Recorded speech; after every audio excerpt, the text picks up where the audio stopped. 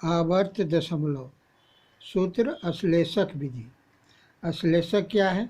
तो जिस संख्या के इकाई अंक में 9 हो उसके दहाई अंक का एकाधिक अर्थात एक अधिक अश्लेषक होता है। जैसे 9 इकाई अंक में 9 है तो 0 का एक अधिक एक अश्लेषक हो गया।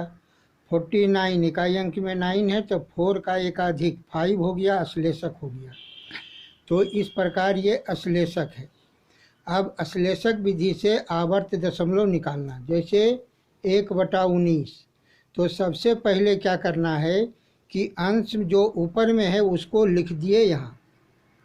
अब 19 का अश्लेषक हो गया 2।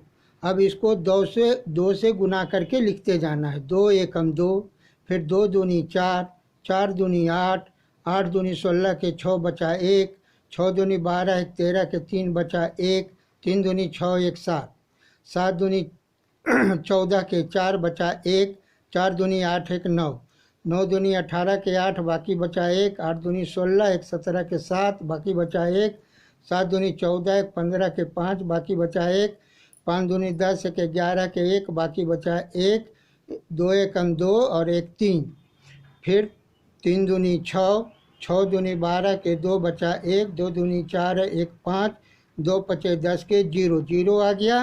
तो इसका मतलब अब फिर करेंगे तो 2 0 जा 0 और 1 1 यहाँ से रिपीट होगा। अर्थात ये जो है ये आवर्त दशमलव निकल गया 0 से लेके 1 तक। यहाँ के बाद फिर रिपीटेशन शुरू हो जाएगा। इसी तरह एग्जाम्पल 2, जैसे 7/49, तो सबसे पहले 7 को अंश को लिख दिए। 49 का अश्लेषक हो गया 5, 5 से इसको गुना करके लिखेंगे। 5 सते 35 के 5 बाकी बचा 3, 5 पचे 25, 3 28 के 8 बाकी बचा 2, 8 8 पचे 40, 2 42 के 2 बाकी बचा 4, 5 दूनी 10, 4 14 के 4 बाकी बचा 1, 5 चौके 20 1 21 के 1 बाकी बचा 2, 5 एकम 5 2 7, 7 यहाँ है अर्थात अब रिपीट करेगा। तो यह हो गया 7/49 का जो है आवर्त दशमलव। एग्जाम्पल 3, अश्लेषक बनाकर भी हम जो है सो इस आवर्त दशमलव को निकाल सकते हैं। जैसे 1/13, तो 1/13 को 3/3 से गुना कर दिए तो हो गया 3/39। अब यहाँ 39 हो गया, इसका अश्लेषक हो गया 4। अब 3 को सबसे पहले लिख दिए और 4 से गुना करेंगे। 4 तिया 12 के 2 बाकी बचा 1, 4 दूनी 8 1 9, 4 9 36 के 6 बाकी बचा 3, 4 7 24, 3 27 के 7 बाकी बचा 2, 4 7 28, 2 30 के 0 बाकी बचा 3, 4 0 जा 0 और 3 3 यहाँ से रिपीट करेगा। अर्थात मेरा ये निकल चुका है। ध्यान ये देना है कि कोई भी जब हम निकाल रहे हैं जैसे 1/13 का, तो इसमें से एक कम कर दीजिए 12।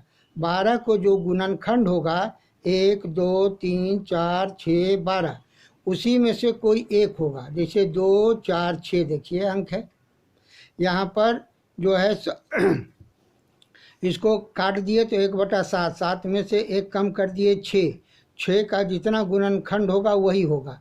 1 2 3 6, तो यहाँ 2 4 6 अंक है। अब जैसे अगला उदाहरण देखते हैं 5/13, तो 5 गुने 1/13। अब 1/13 का तो हम निकाल चुके हैं। अगर नहीं हो तो 1/13 को इसी 3/3 से गुना करके आप निकाल लीजिए। अब फिर उसको 5 से गुना कर दीजिए तो आपका जो है 5/13 का निकल जाएगा। 1/6, तो इसको हम लिख सकते हैं 1/2 गुने 1/3। 1/2 को रखे, 1/3 को 3/3 से गुना कर दिए तो 1/2 गुने 3/9। अब 1/2 को लिख दिए और 3/9 को हम यहाँ निकालेंगे। तो 3/9 को सबसे पहले 3 लिख दिए, 9 का अश्लेषक 1 होगा तो 1 तिया 3 1 तिया 3 1 तिया 3 यही आते जाएगा अर्थात 0.3333 होगा। अब हो गया 1/2, तो 1/2 से 2 से इसको भाग कर दिए। 2 एकम 2 बच गया 1 13, 2 छक 12, 1 2 छक 12 अर्थात ये हो गया 1/6 का। 3/7, तो 3 गुने 1/7, 3 गुने 1/7 का हम निकाले 7/7, तो 3 गुने हो गया 7/49। अब 3 गुने और सबसे पहले 7 को लिख दिए, 49 का अश्लेषक हो गया 5। 5 से इसको गुना करते चले जाएंगे।